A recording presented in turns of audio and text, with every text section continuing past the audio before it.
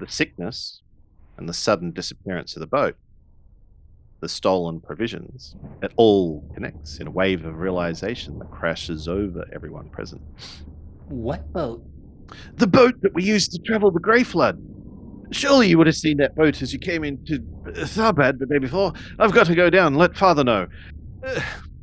I've come up here just to check to make sure it wasn't you who poisoned us. And I see that some of you are feeling the effect. No, we are quite ill here as well. As he disappears down the staircase. Well, it seems a lot is going on. Then who poisoned the food? I don't know. Do you think that Gwyneth person did? Gwylith, I suppose she could have, although she was eager enough for our help and she didn't warn me about the food or anything. Maybe the pirates had spies here. I'm just thinking maybe they will make use of the provision. I don't know. I'm gonna try to sleep this off. I suppose everyone will need to sleep? Halodran and Tharian are both very sick as well, and probably just as sick as what Elidras is. Oh my god, what? Two total polar opposite. Well, at least it's taking the better one. Because it's favor. That almost ended very badly for Elidras. Luckily, so that's a success. And as he's not doing so well, he grabs Amathiel, Yep. but he's sure it's poison, so he's not thinking contagion, and pulls her close and says, "The bread. It was the bread." You are certain? Yes. The flavor was bitter, but at the time, I just thought it could have been from the travel.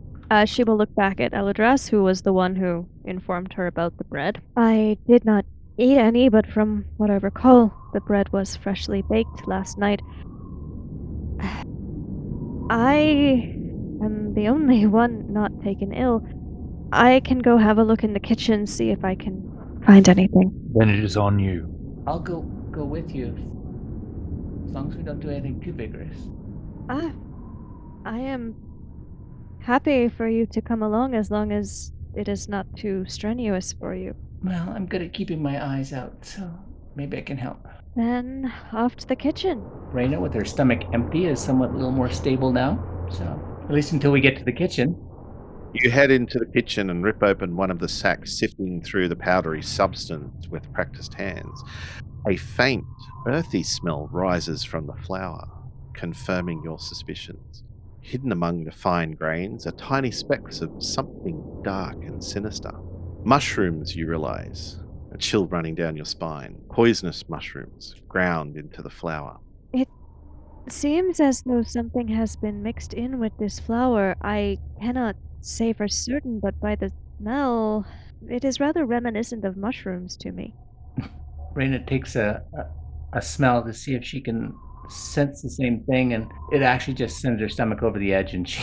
While Reyna is still continuing to feel very sick, she's going to pick up a handful of the flour, take a closer look at the small specks in it, and come to a conclusion that she is fairly confident in. And then she will turn back to Reyna. If I am correct, which I am fairly sure that I am, I know what mushroom was used to poison this flour. It is common to the area. In fact, the only one I can think of in the area that would cause such an effect, hence my confidence in my assessment. I do also know of an antidote to the poison. However, as nothing can ever be easy, it does not grow here, but in the Swanfleet marshes to the east. Surely they have to have an apothecary here. We could certainly check that before trekking off somewhere. It is, however, a rather rare herb, so, well, there is always the chance an apothecary here would have it. I am not optimistic. Well, We'll have to do the best we can and hope we can help before people start dying. Yes. Did we see anyone else in the castle or whatever where we are in the palace? Yeah, has anyone cared that we just barged into the kitchen and started, like, scooping out flour? No, there are people running left, right, and center, but there's also people, leaning up against the wall, sick. As you pass the dining hall, you notice Gwyleth standing next to Ganau. And she says to him, I went to check on the supplies. They're gone, all of them. The docks are empty. Whoever did this knew exactly what they're after and struck while we were asleep. She notices you and flickers a knowing gaze. She turns back to Ganau, who struggles to rise, his face contorted with fury and disbelief. This sickness is no coincidence. It was planned, obviously a distraction. And the hall falls into a stunned silence as the implications sink in. The supplies that were supposed to sustain Tharbad through its darkest days have vanished, and with them, any hope of relief. The sickness spreading through the town is only the beginning of what now feels like a calculated attack, leaving everyone vulnerable and reeling. The morning that promised a new beginning has instead ushered in a nightmare. And you reach Lady Stock's room. There's 2 guards standing outside who are visibly standing there shaking, who are quite ill. Lady Stock is taking no visitors today. She's quite ill. Amathiel here is somewhat of a skilled healer and has been helping me today. Maybe she can look at Lady Stark? Oh dear, look at that roll. Oh my god. Well? Oh. Oh, fine. You get back to the room where Eladras, Tharion, and Haladran are all looking very worse for wear.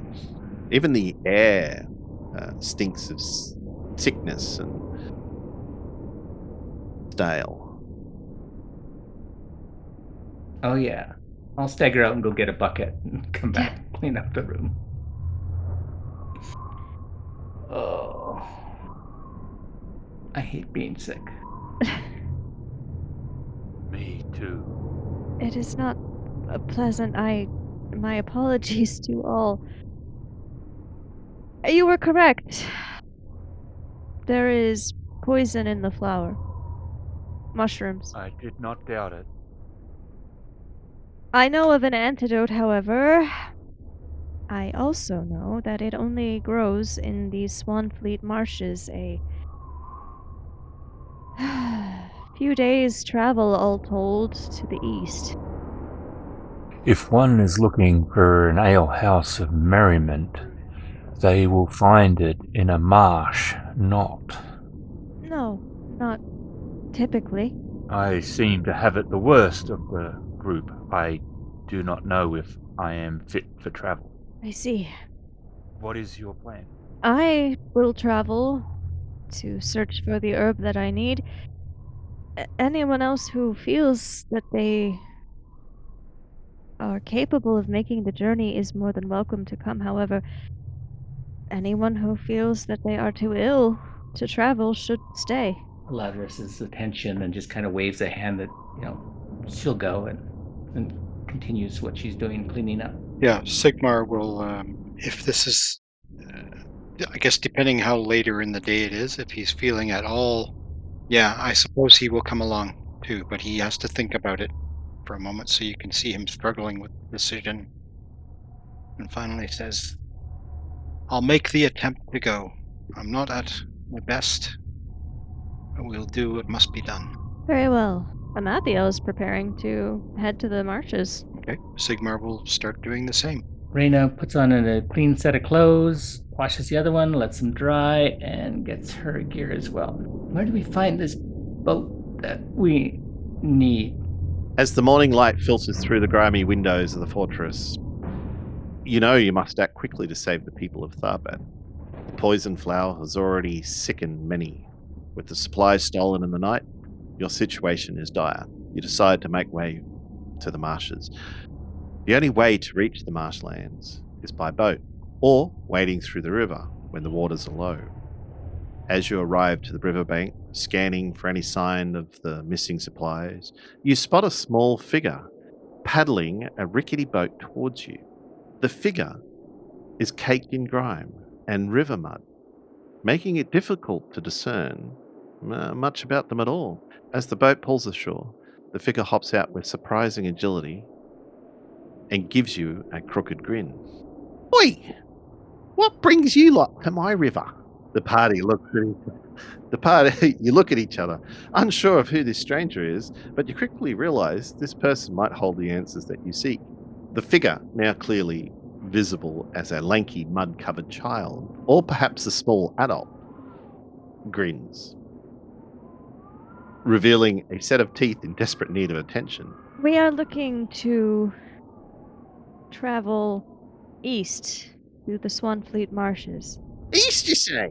Yes. Have you got something to do with all that stuff that happened last night? Where someone ducked off with the boat while the town was snoring? Slipped right past Cadell's boys, they did.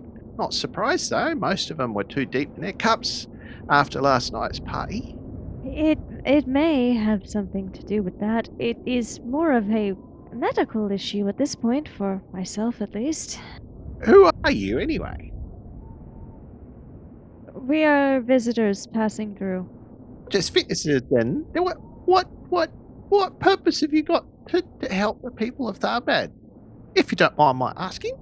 To be honest, the first, more selfishly, some of our number are ill. The second would be that it is not a very good thing to leave a town full of people to succumb to poison, I should think. At this point, Raina's watching him very carefully.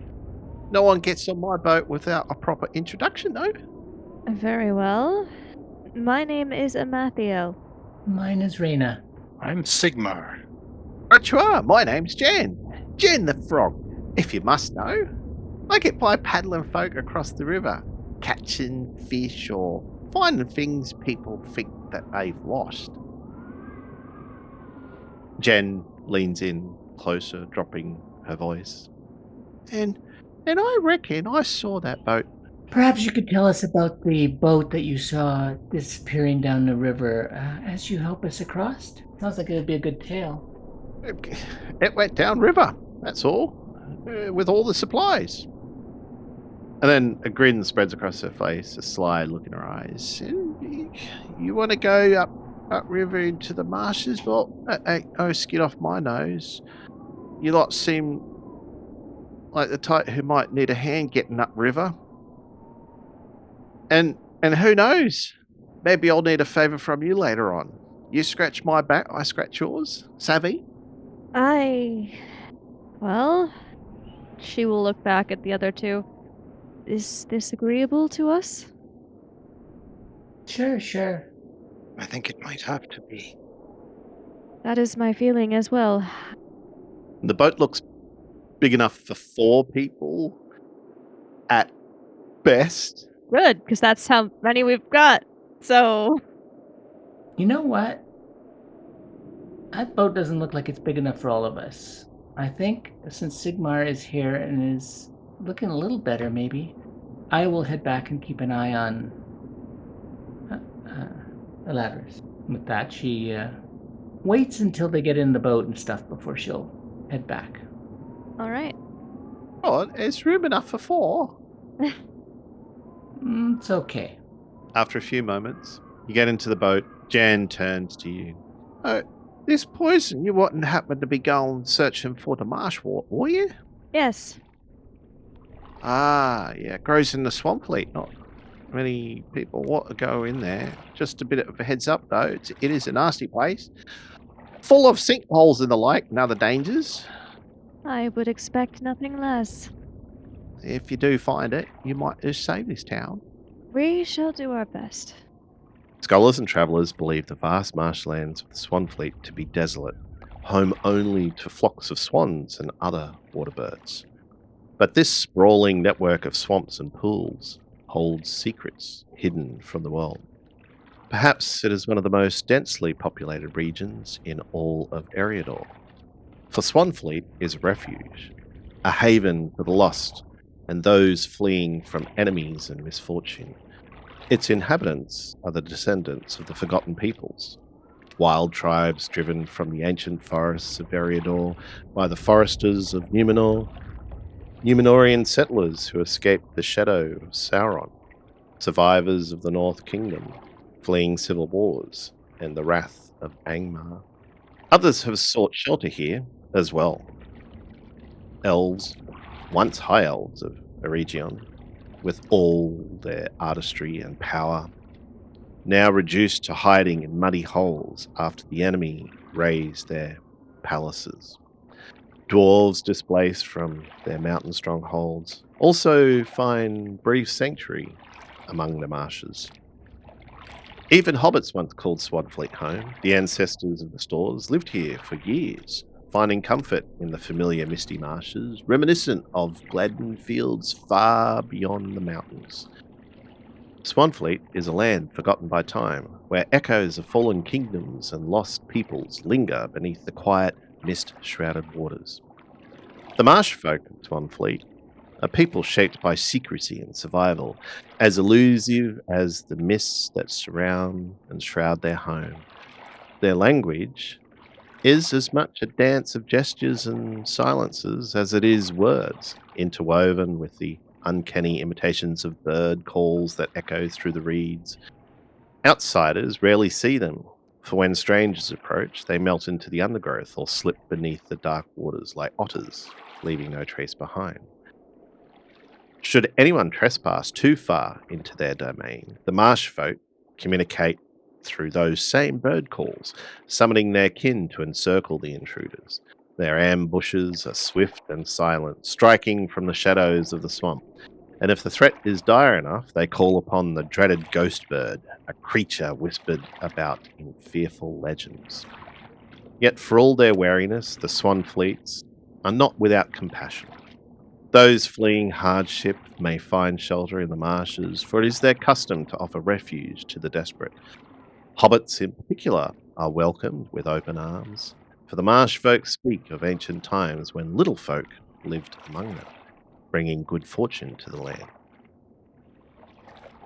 Their way of life is humble but resourceful. They fish, hunt birds, and gather roots and berries from the marsh, fashioning tools from stone and bone. Metal is a rare commodity, and they trade furs, hides, and feathers with passing dwarves for the few items they cannot carry themselves. Coins mean little to them. Barter is their true currency. The Swanfleeters dwell on hidden cronogs, artificial islands woven together from reeds and timber. These floating villages, called marsh flats, are connected by narrow, submerged walkways that seem to allow the folk to glide over the water's surface. To outsiders, it appears as if the marsh folk can walk on water itself, a belief reinforced by the labyrinth of paths known only to them. Weeds and mist conceal their homes, making them nearly impossible to reach without a guide through the secret ways of the Swanfleet. The boat creaks and groans with each stroke of Jan the Frog's oar, its wood worn and weathered from countless journeys through the twisting channels of the Swanfleet. You sit across from one another in the small vessel, your faces tense as the marshland closes in around you. Mist clings to the surface of the water, thick and ghostly, while reeds and tangled roots stretch out like fingers from the murky depths. The air is damp, heavy with the smell of wet earth and decay. Strange calls of unseen birds echo faintly in the distance, adding to the eerie soundtrack of your voyage. The narrow waterways wind and twist, each bend looking more like the last. The dark waters blending into the mist until the horizon is nothing more than a blur of grey. Rain is off back, offering to help as best she can and picking up shinies as she goes from room to room helping feed people. The heavy, sickly air hangs over Tharbad like a curse. The morning sun, weak and pale, does little to chase away the oppressive gloom that now grips the city. Throughout the streets, a thick silence lingers, broken only by the occasional cough or groan from the dying. Bodies lie slumped in doorways, some still breathing in shallow, ragged gasps, while others lie, still, eyes staring blankly at the sky. Bodies lie slumped in doorways, some still breathing in shallow, ragged gasps, while others lie still, eyes staring blankly at the sky.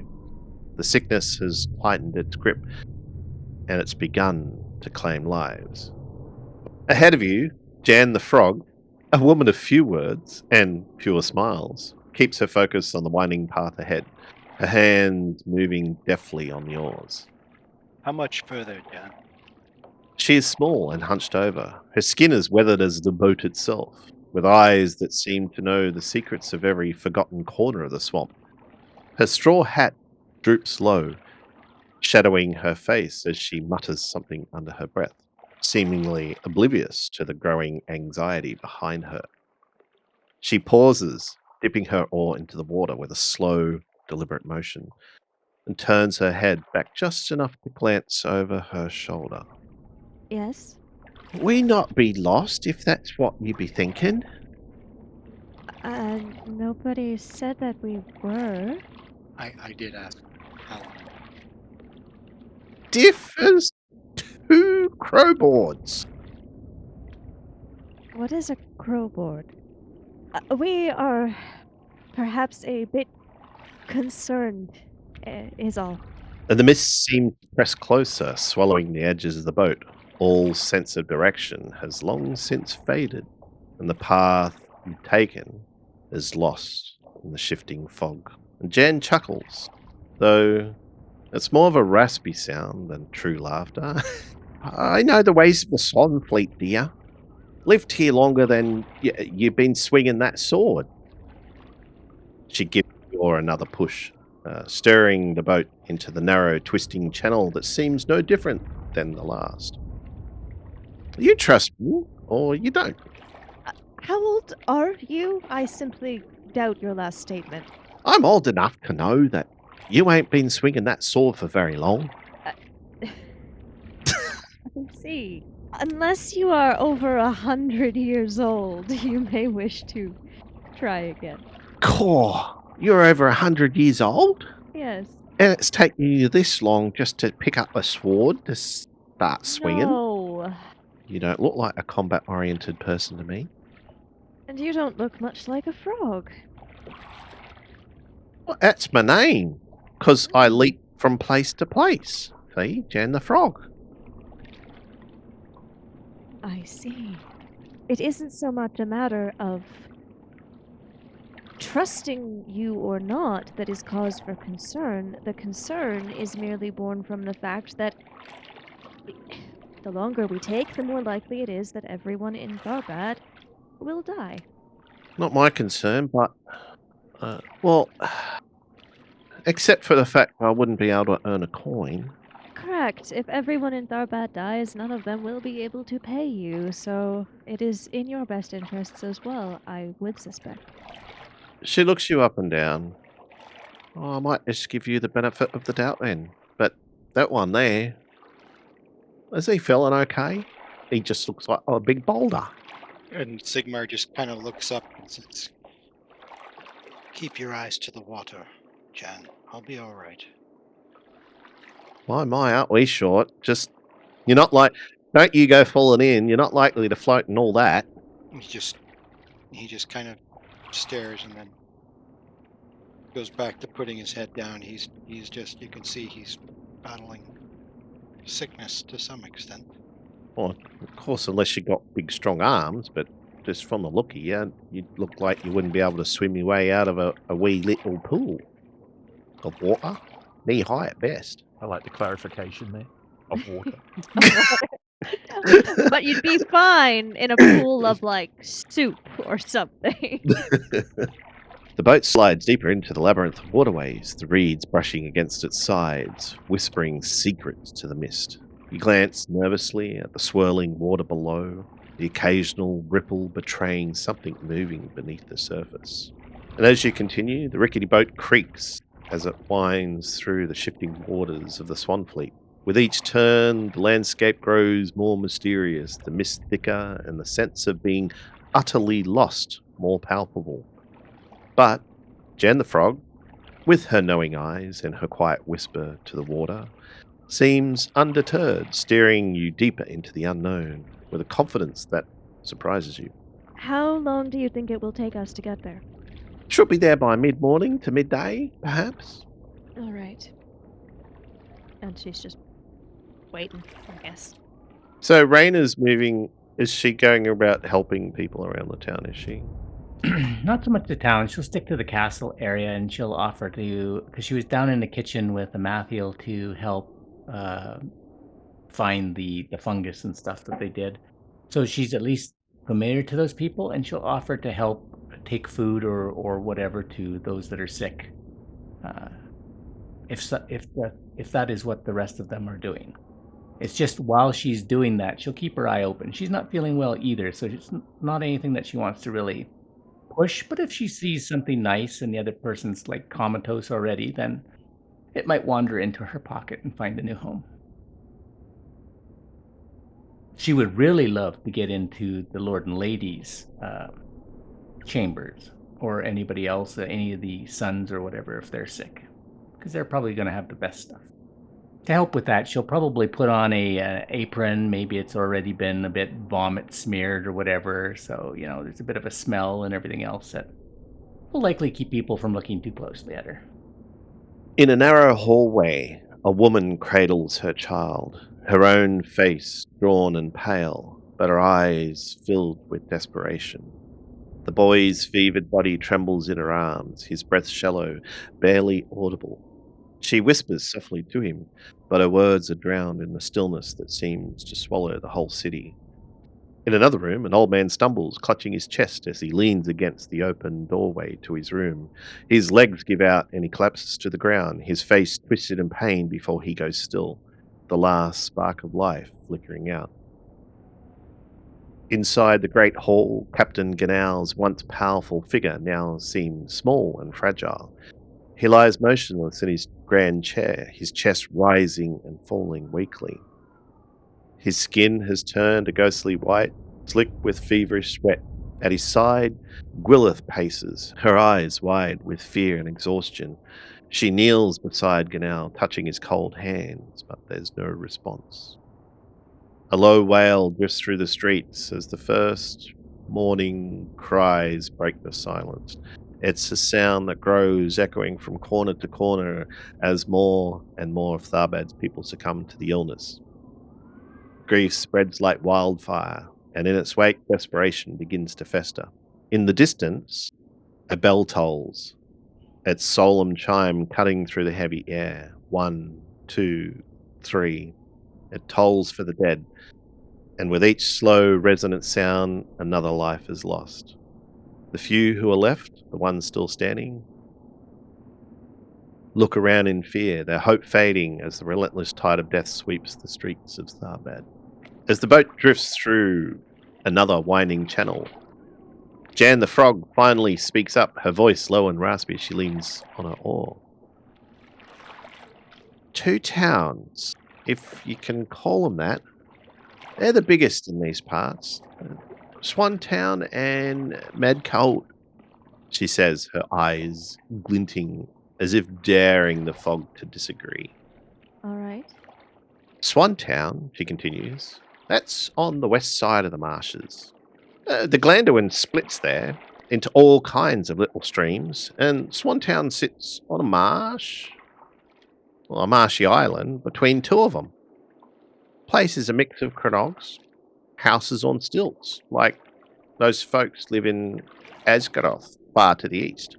Most of the people there, well, they're recent arrivals, come from Tharbad after it went to ruin, trying to make a new life, they are. But life in the Swan Fleet ain't like what they knew. They've got a tavern there, if you can call it that. 2-necked swan, they call it, and a blacksmith, though not much left to repair. No lords to rule over them anyway, but if trouble does come, they all listen to Hugh Blackbriar. She pauses, dipping the oar into the water with deliberate slow movement, the boat gliding forward as she speaks. Swantown's full of folk who want to make it home, but they don't get along so well with the marsh folk You see, Smallfleeters are a rough sort, lived here for generations, and they don't take too kindly to outsiders. Barbarians, the newcomers call them. Though I reckon they just don't understand what it takes to survive out here. She glances back at you, her expression unreadable beneath the shadow of her hat. But Medcaout, well, that's a different beast. Her voice drops lower, more serious.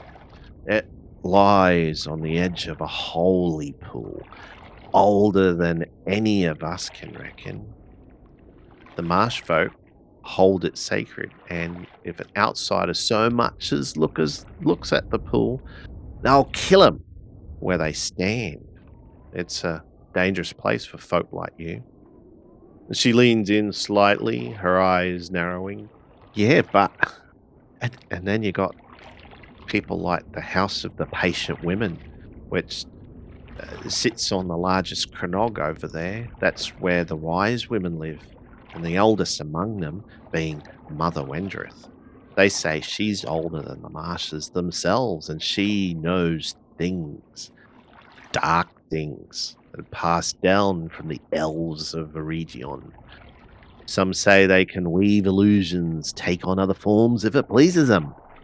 Medcaout is where the marsh folk gather when they need to name a war chief, though they don't have much in the way of leadership. The marsh lead them, if you catch my drift. You see? And she gives you a crooked smile, her voice lifting with far-fetched tales.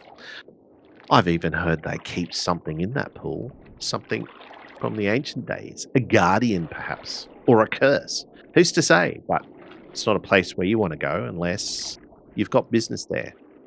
I don't believe that we do.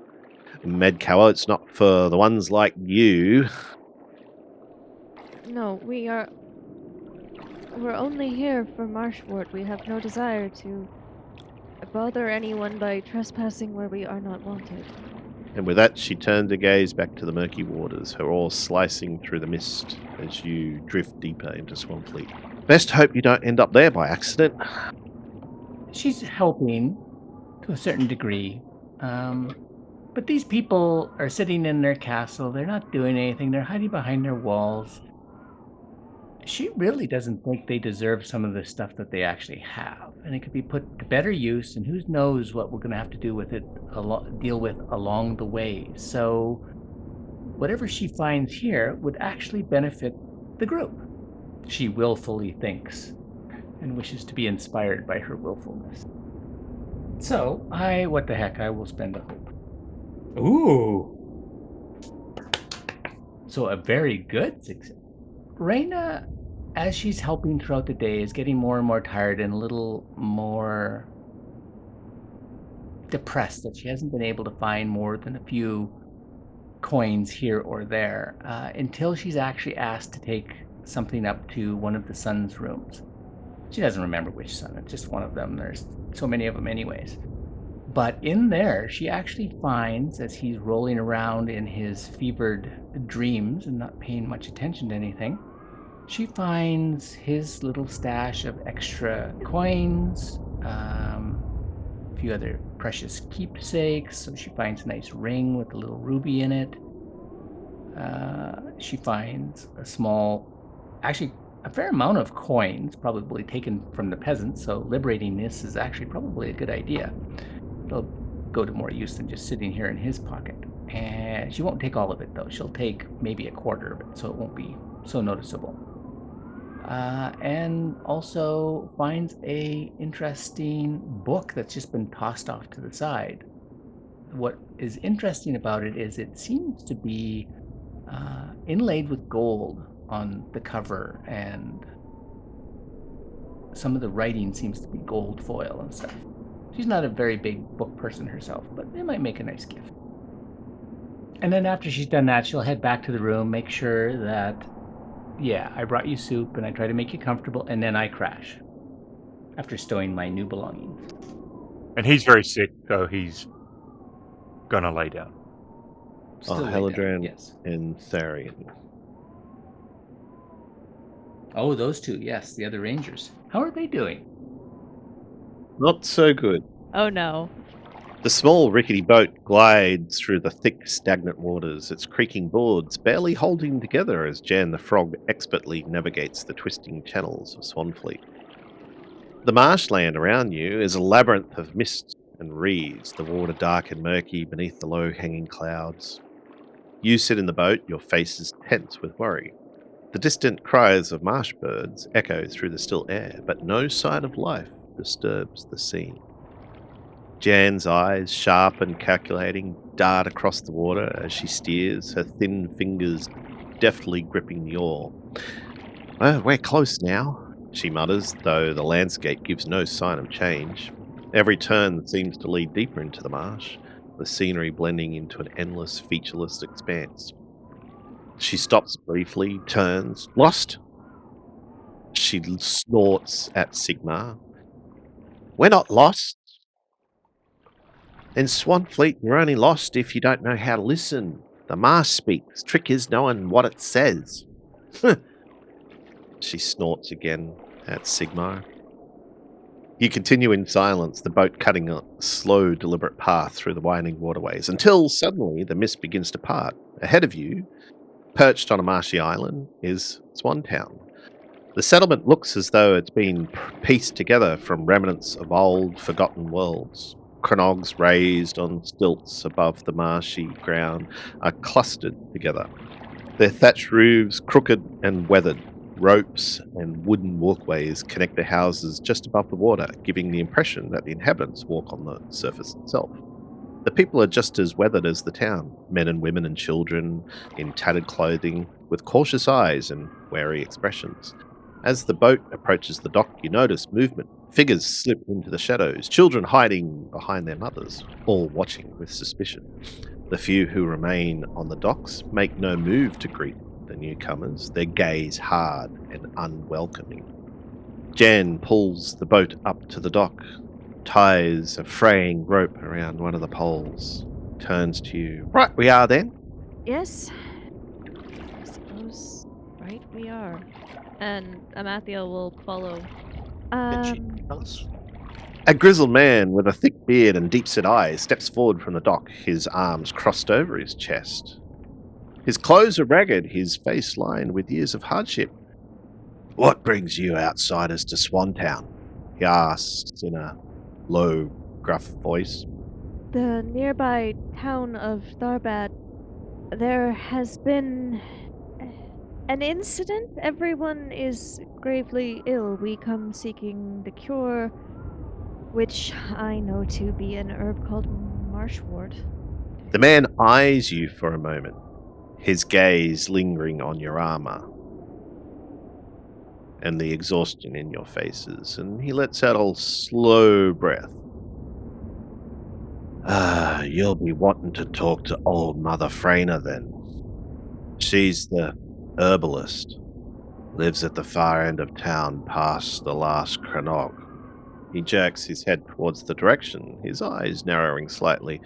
But be warned, she don't take kindly to strangers, and stow your weapons in the boat. All right. If you will agree. The man doesn't wait for pleasantries. He turns on his heel and stalks back towards the other docks, barking orders to a few idle men nearby who scurry to avoid further notice. You step onto the wooden planks, your boots creaking on the damp, weathered wood. Well, it sounds as though we need to go speak with this herbalist then. Yes, certainly. I leave my weapons in the boat, but my shield stays on my back. As you make your way through the narrow, winding walkways of Swantown, the people watch in silence, their faces unreadable. Children peek out from behind doorways before disappearing with giggles and whispers. A woman pulls her shawl tighter around her shoulders and hurries inside as you pass.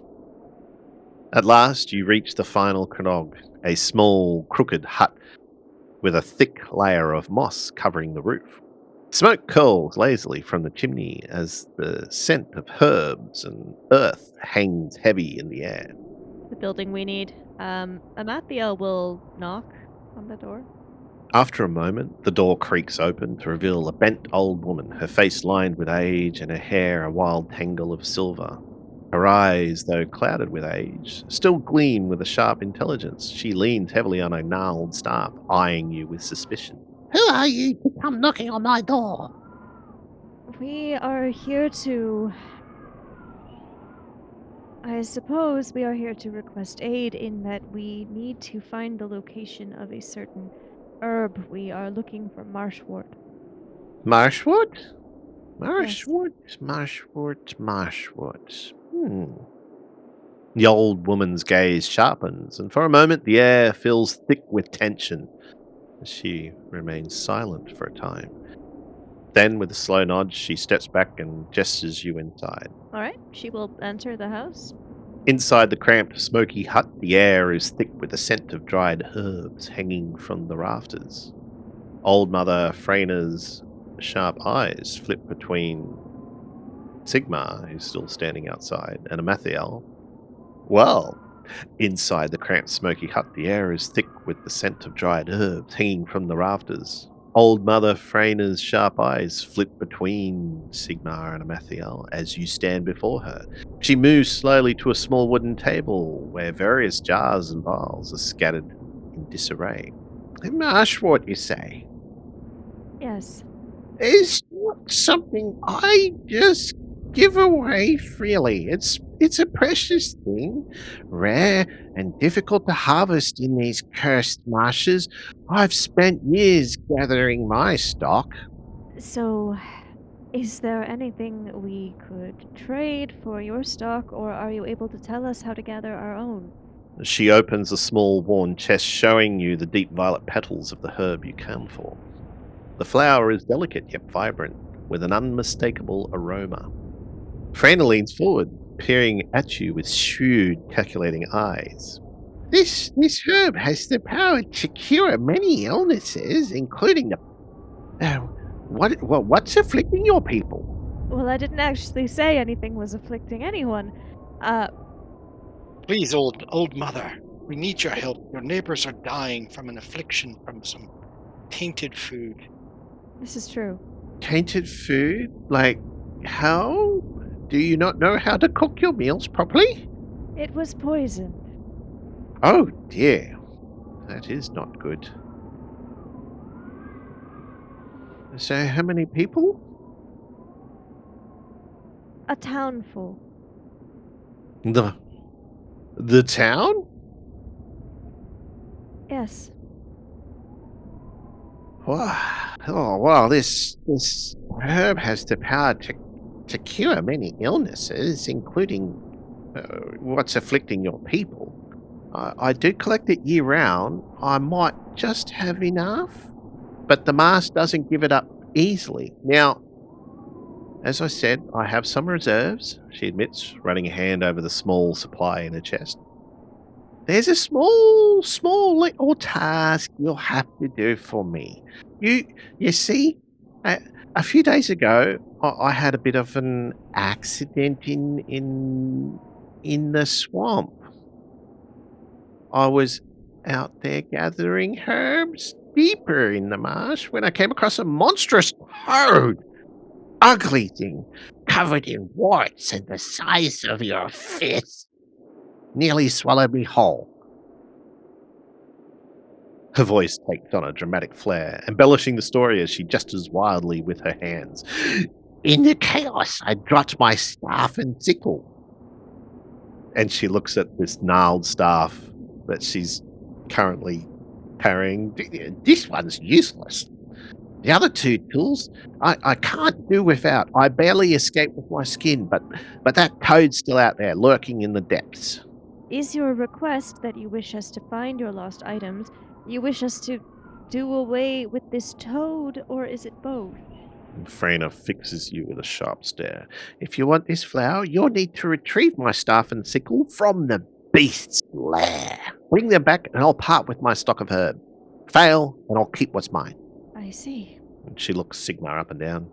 You should fare better than me, tall man, although you do look sickly. We'll be all right. She was about to poke you with her gnarled staff. We'll do okay. Just show us the way and we'll be off. She gives you a thin-lipped smile. Just be careful. A giant wart-ridden toad that guards its lair is like a dragon guards its treasure, and it won't be happy to see you, I reckon. But if you're up to the task, you'll have to cure. And just so that you know that I am genuine in what I see, and she hands Sigmar a portion of the flowers, this will help get rid of that toxin that dwells within you, my dear. Right. Head northeast past the misty pools where the trees go thick and twisted. You'll know you're close when the stench of the swamp turns sour. The toad has made its home in an old sunken ruin half covered by the marsh. And she leans back, her voice softening. But be warned, the swamp has a way of playing tricks on travellers. Keep your wits about you, or you might get lost up there forever. Is it pretty obvious how this? Like, do we just grind it up and brew it into a potion, or how do we? Just wanted to know in case there was any crazy thing we had to do to prepare it. That's all. Okay, well, maybe we'll try it on me first then. Yeah. Put some of it into a tea right now, and I'll take that and see if that does anything. Not right away, but after a while you start to feel certainly better. We're heading back to Tharbad then? No, we need to go find the lair of a giant toad. No. Yes. No. Yes, we do. Really? Yes, because we will not be able to get the herb that we need unless we obtain a staff and sickle that the herbalist lost because of a giant toad. Oh, what fun. Well, she puts up her hands, Jan the Frog does. I'm not going in there with you. I'll take you there, but I'm not going in there with you.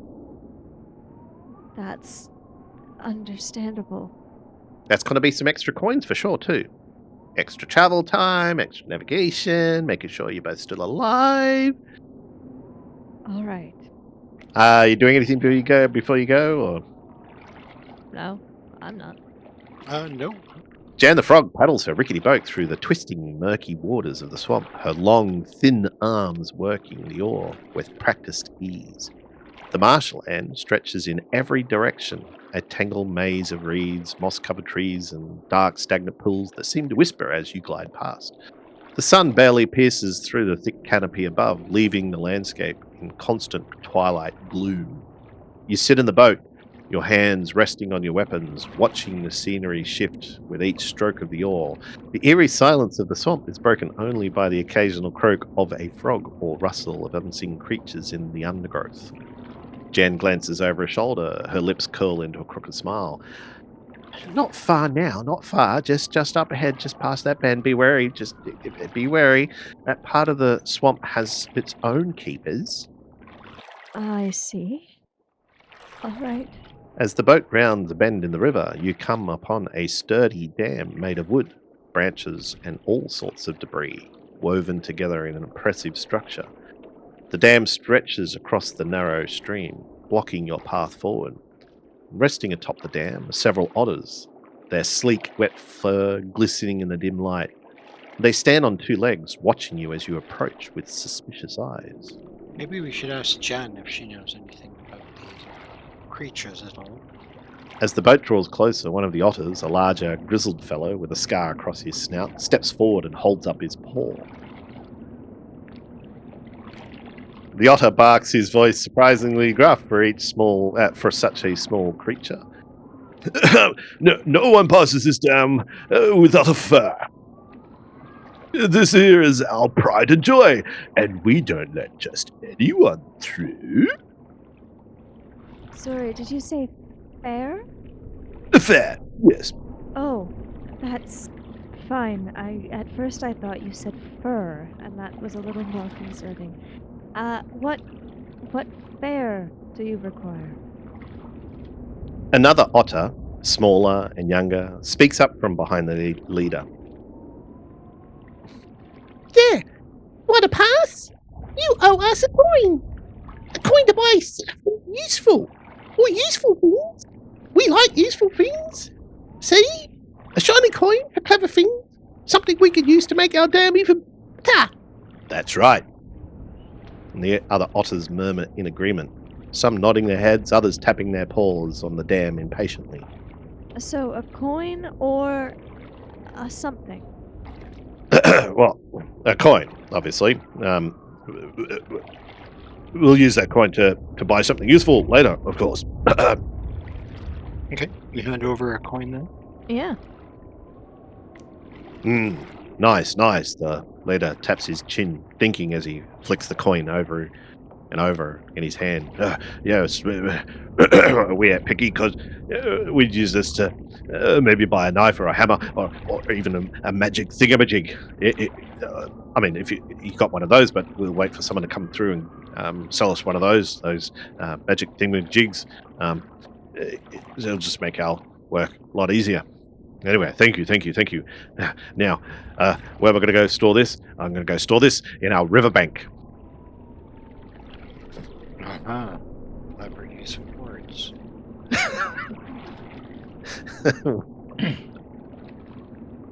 Perhaps you can help us, my fine furried friend.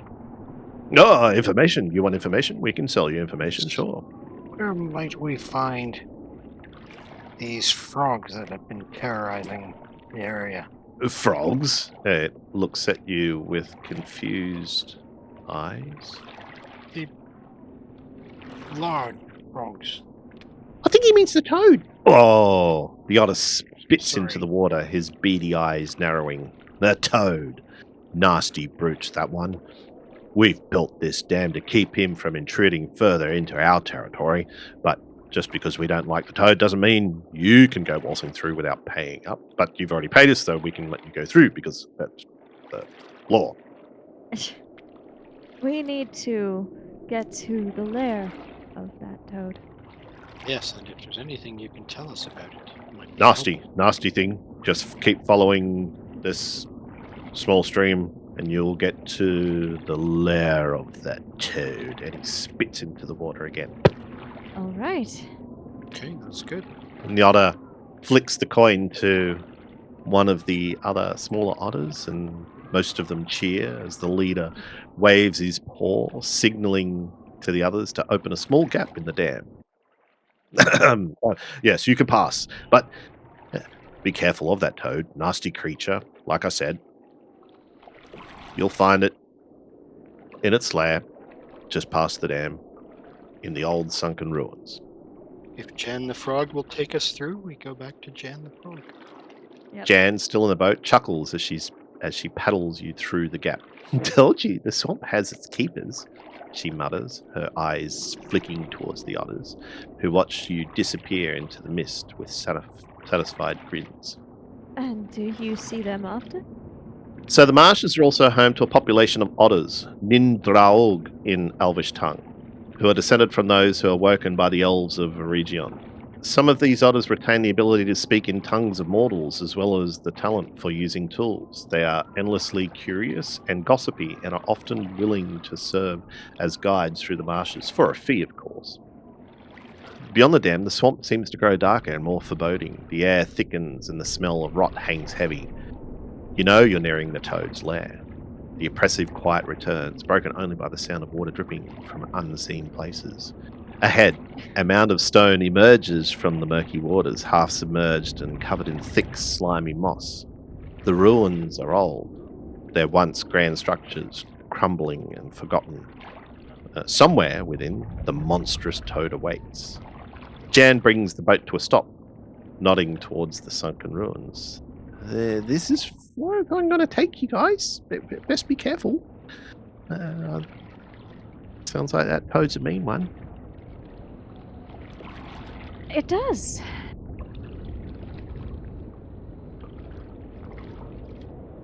Well, I hope that we will return quickly. I hope that we will return. If you don't, I will sing your praises back at Darbat. If we don't, I hardly imagine we will have done much to have our praises sung for. Well, you tried. Ah. Alright, and she'll get out of the boat and walking in the direction indicated. Indeed. Yep, we got our weapons out, and Yep. shield is being wielded. With weapons drawn, you step off the boat, the swamp's icy water lapping at your boots. Okay, so give me a roll.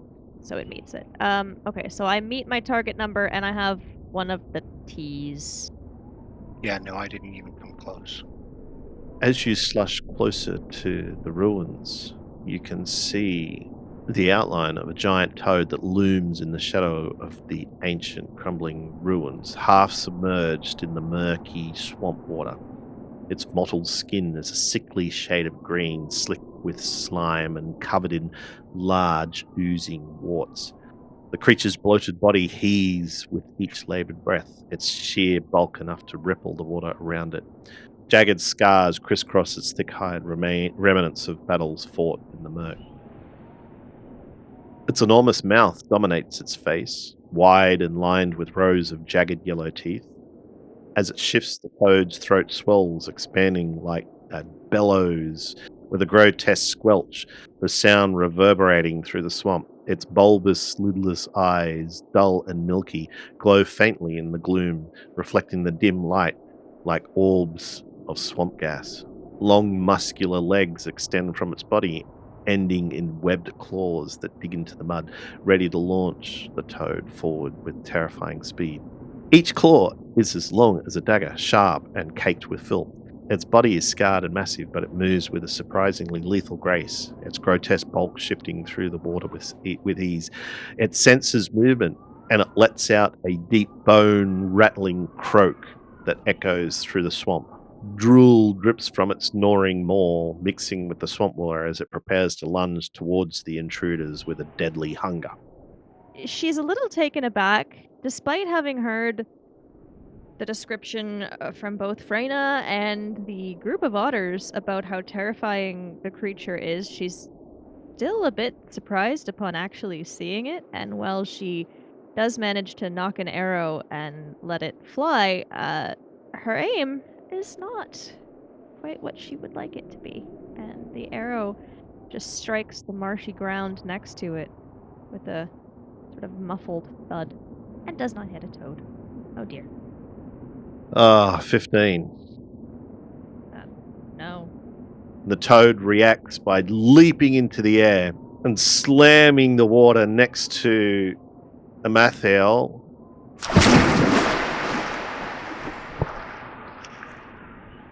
Pushing her back and out of the way of where the toad landed. Having a bit more time now that it's not just suddenly popped up, she's gonna draw her sword and try and use that instead.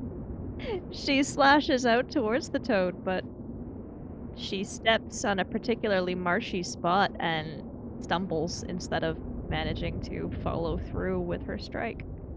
With using the hope die, I way exceeded my my number. Its gaping, wide-toothed jaw opens up as its tongue darts out and sticks greasily around Amathiel, Ugh. dragging her into its open maw. 14, I did over 12. You're managing to weasel yourself around, so it makes it difficult for the frog tongue to wrap around you completely, but it is stuck to you. Cut the tongue, that is. Oh, you got a staff. I got a staff and a T. She basically just, having found herself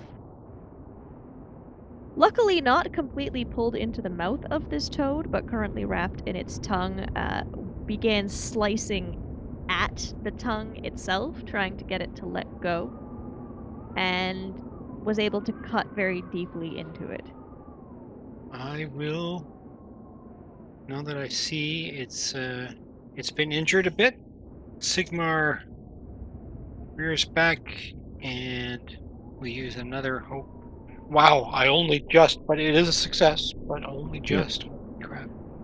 It's hard to wound it at the moment because it is full on hatred, and when that hatred wears off, it's probably not gonna be able to resist those attacks.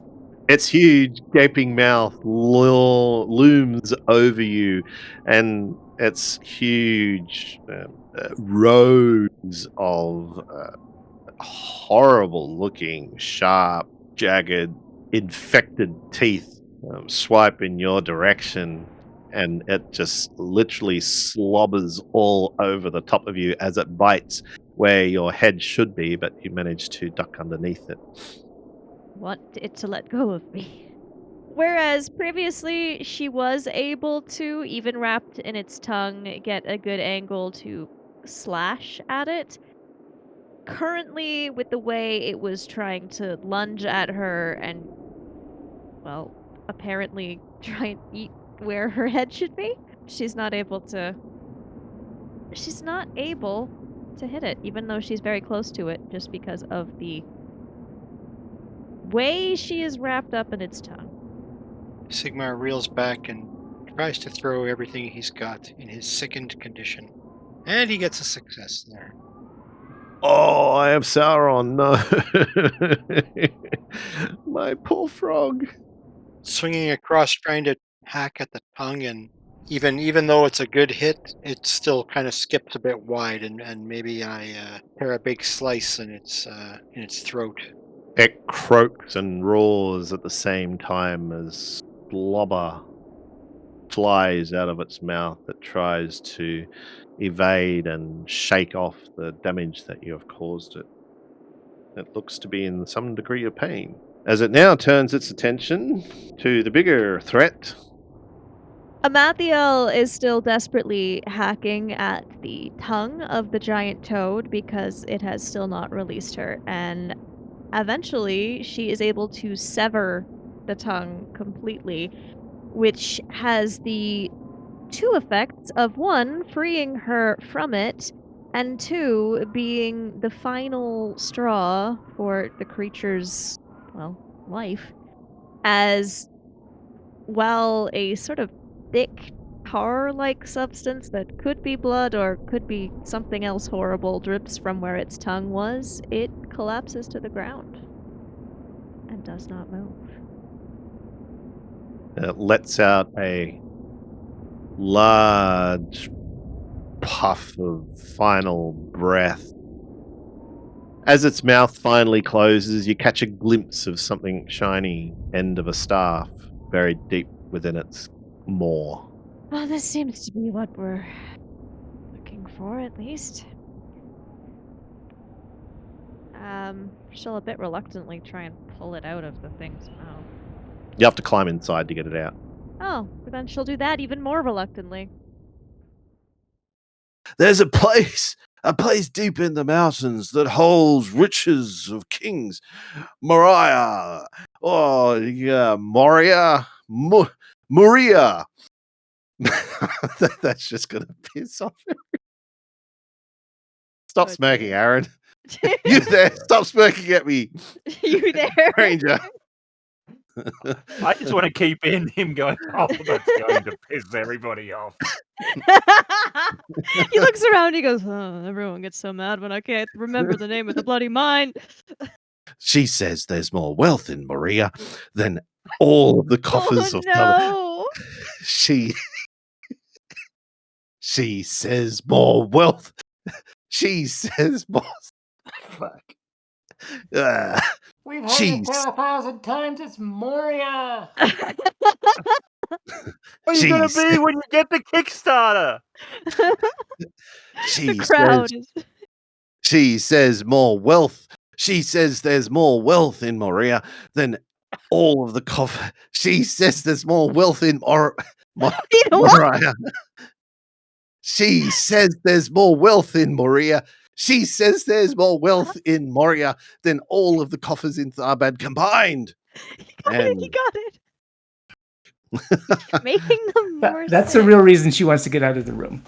Give us the cause of that. Just for the record. She's escaping her own mess. one day I'm going to have my own Twading Empire. Twading Empire. Oh no. Hold it. Hold it. Hold it right there. That was a very big shift. Well, I'd forgotten that I was going to do sort of like the high pitched voice, but then I was like, no, they're all got like. Hold it. Hold it right there. I'm a lot more dangerous. It sounded like he said it, looked at us, didn't think we were that intimidated, and was like, I'll do that again.